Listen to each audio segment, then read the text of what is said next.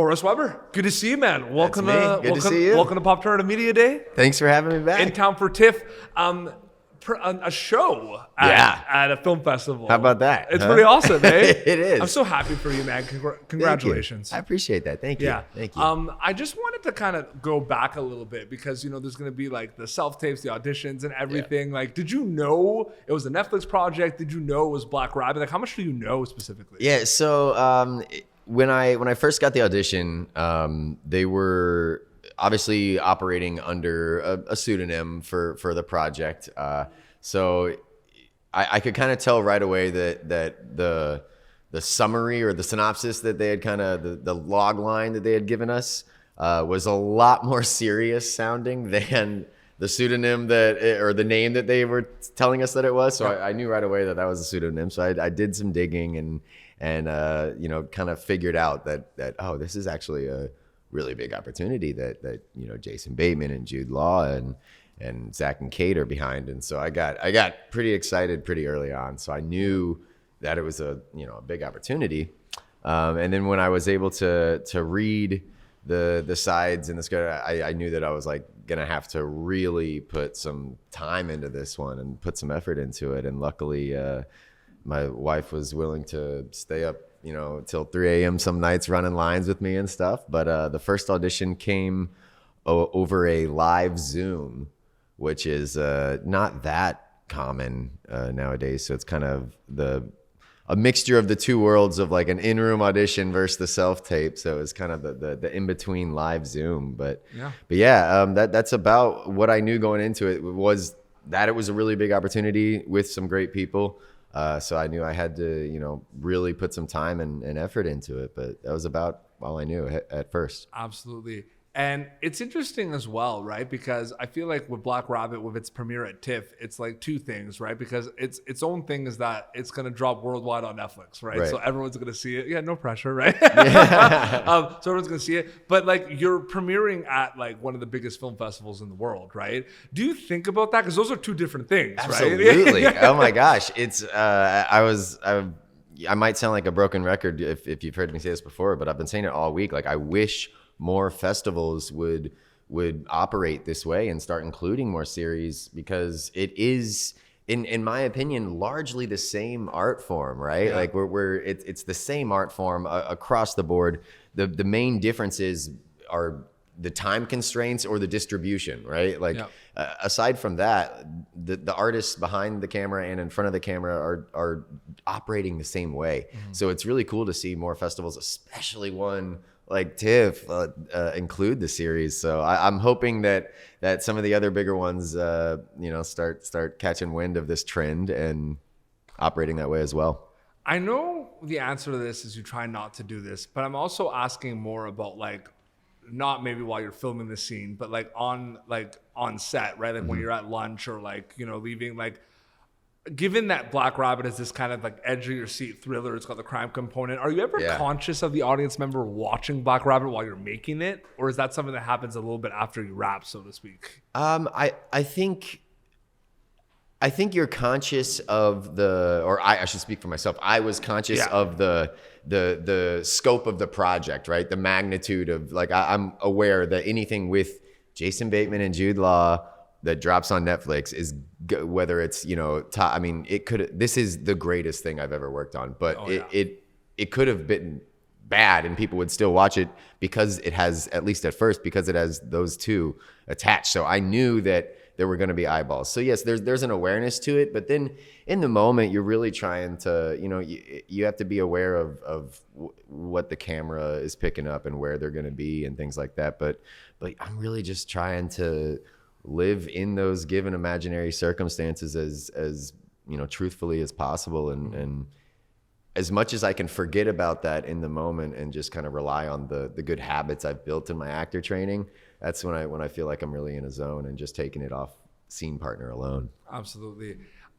What is the mindset of getting these scripts and you're not there yet filming it, and you can, picture it as much as you want in your head, but it's only going to hit you when you get there? What's that script to screen like journey for you specifically with Black Rabbit? Yeah. What was cool about Black Rabbit is I guess the sheer amount of scenes that I had to film gave me the opportunity to experience, a wide variety of experiences and circumstances and variables being thrown my way. What was really cool is, sometimes it would work out exactly how I had it, and rehearsed it for 3 weeks and at home, and would bring it to set, and it would unfold exactly that way. And it feels awesome because you're like, I did my homework, I nailed it, we're done, we're moving on. Other times things would change at the, drop of a hat, and you'd have to be malleable and realize that, the people making these changes are a lot smarter than I am. And when Jason and Jude and Zach and Kate and our directors, when they would notice things that would need to change, they were seeing things 6 and 7 steps ahead that I wasn't always even aware of in the moment.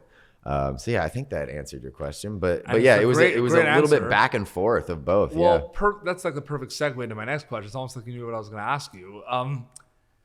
Conversations are going to happen throughout production and before production, right? They're even going to happen after production. You know what I mean? For sure.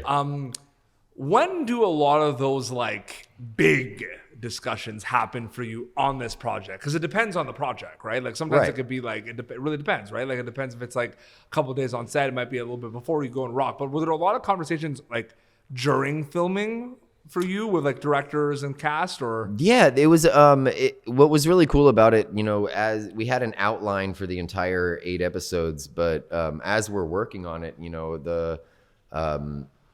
the filming the first few, we were working in 2 episode blocks. So we had, an opportunity to kind of shift and talk with the creators and the writers and see if there were certain things that they saw in certain characters that they wanted to bring out a little more, and that they would try to work it more into the story. So we had the flexibility in that regard, because we couldn't get too ahead of ourselves because we were largely working in 2 episode blocks. Yeah. So that was pretty cool. But what else was the second part? That was good. Well, I was just gonna also just kind of to add to that too. What was it also like? The conversations. Oh, with the actors. Sorry, yes. But the actors too. But maybe you're not talking to your actors much when you're there, right? What I mean? We're it all starts at the top with really well-run ships. Whether it's a sports organization or a film set or whatever it is, it usually Fortune 500 company. It starts at the top and it trickles down, right? So we had the best people at the top. So those conversations were really, really happening all the time, because everyone was so free and open, and they would lend you an ear if you had an idea, or they would contribute solutions to problems, and it was just a really giving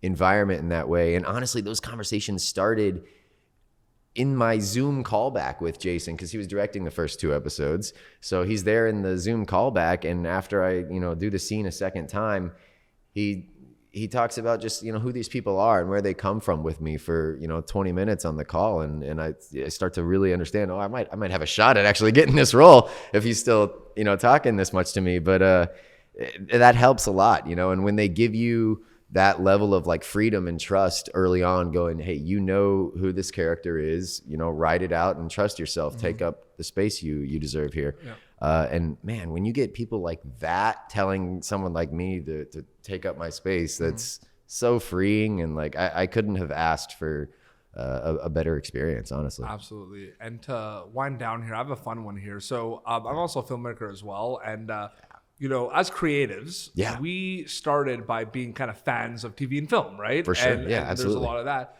Do you feel like you watch things differently now that you know how it's made? I try not to.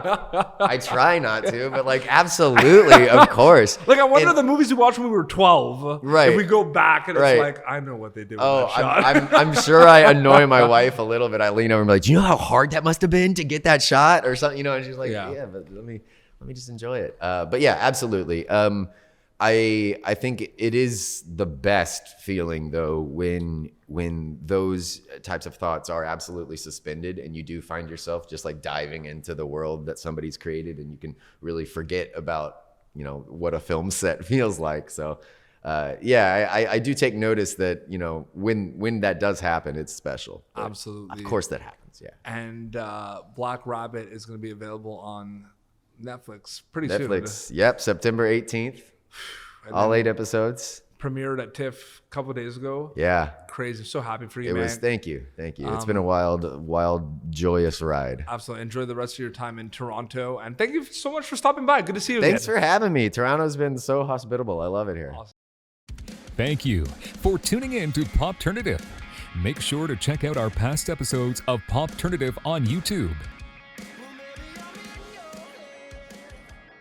This has been an Autograph Communications production.